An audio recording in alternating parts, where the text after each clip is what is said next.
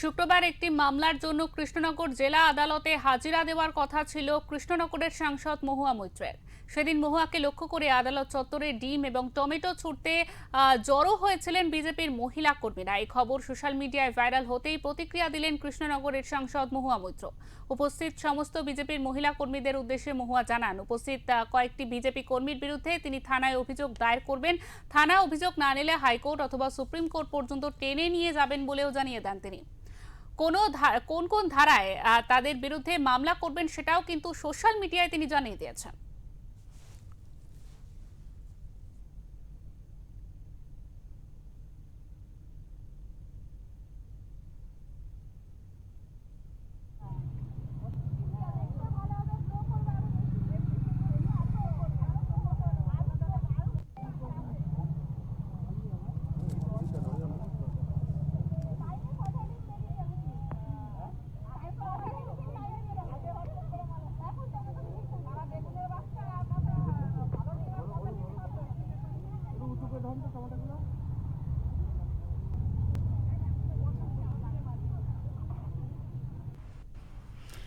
নমস্কার, আমি কৃষ্ণনগরের সাংসদ মহুয়া মৈত্র বলছি। এই মেসেজটা, এই ভিডিওটা আমাদের বিজেপির ছোট্ট ছোট্ট মহিলা কর্মীদের জন্য। আপনাদের একটা ভিডিও দেখলাম, কালকে আমায় কেউ পাঠালো, সংবাদ মাধ্যমে বোধহয় দিয়েছেন, যে কালকে কৃষ্ণনগর কোর্টে কোনো একটা কেসে সামান্স হয়নি, কিন্তু কোনো হিয়ারিং ছিল। যাই হোক, আপনারা আমার অধীর অপেক্ষায় ছিলেন।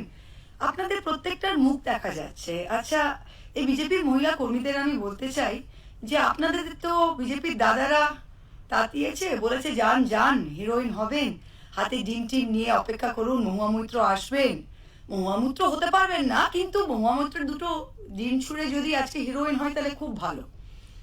আচ্ছা, মহুয়া মৈত্র উজ্জ্বল বিশ্বাস নয়। প্রত্যেকটা দিদিমণিকে বলি, বিজেপির সুন্দর সুন্দর মহিলা কর্মীদের, যে রাজনীতি আমিও করেছি, আপনারা অন্য পার্টি করেন, কিন্তু একটা সিস্টেমের মধ্যে রাজনীতি করতে হয়।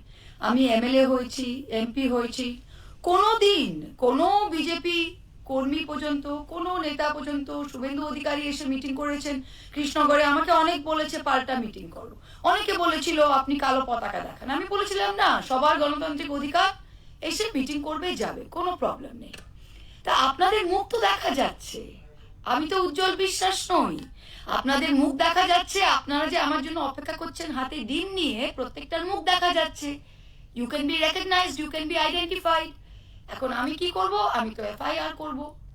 আপনারা হয়তো বলবেন যে না, পুলিশ তো আমাদের, পুলিশ তো বিজেপি, কিচ্ছু যায় আসে না। এফআইআর যদি না নেয়, আমি বাই নেম 156(3) করছি ম্যাজিস্ট্রেটের কাছে।